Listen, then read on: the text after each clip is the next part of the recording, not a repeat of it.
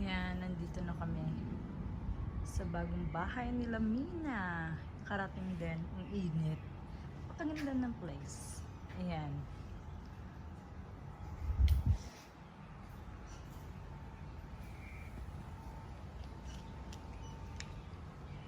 Maglalakad ka nga lang naman talaga.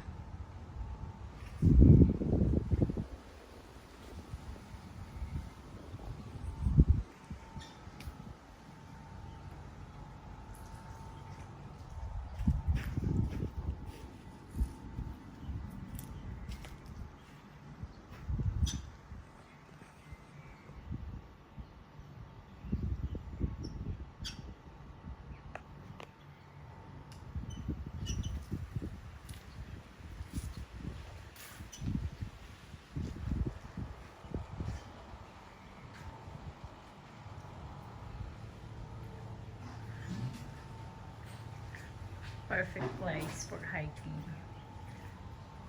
For me, it's like an extraordinary place.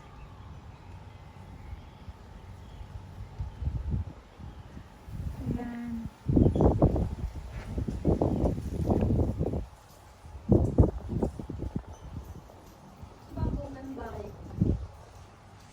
Ito totoo to. Ayun ang hindi totoo.